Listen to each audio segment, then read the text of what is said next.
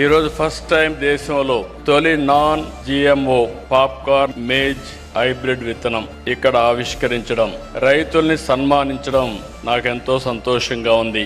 ఈ హైబ్రిడ్ విత్తనం భారత నేలపైన వాతావరణ పరిస్థితులకు అనుగుణంగా దేశీయంగా పాప్కార్న్ ఉత్పత్తిలో స్వయం సమృద్ధి సాధించేందుకు ఈ నూజివీడు గడ్డ పైన ముసునూరులో చేయడం మనందరికీ గర్వకారణం. దేశీయ విత్తనాన్ని ఆవిష్కరించిన గోర్మే పాప్కార్నియా సంస్థకి మనస్ఫూర్తిగా శుభాకాంక్షలు.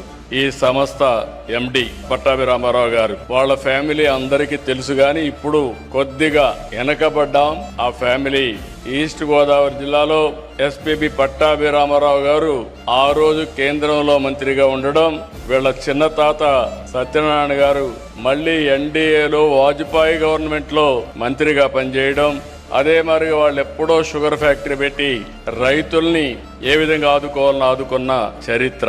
అలాంటి వ్యక్తి ఈరోజు మళ్ళీ ఒక మంచి సంస్థకు శ్రీకారం చుట్టాడు.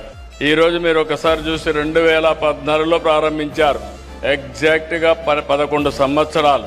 ఈరోజు అతి పెద్ద పాప్కార్న్ మ్యాచ్ ఉత్పత్తిదారులుగా ఈరోజు తయారైందంటే మనస్ఫూర్తిగా ఆ యొక్క ఫ్యామిలీ జీన్స్ లో ఉంది, లెగసీలో ఉంది, ఆంటర్ప్రైజింగ్ స్కిల్స్ ఉన్నాయి.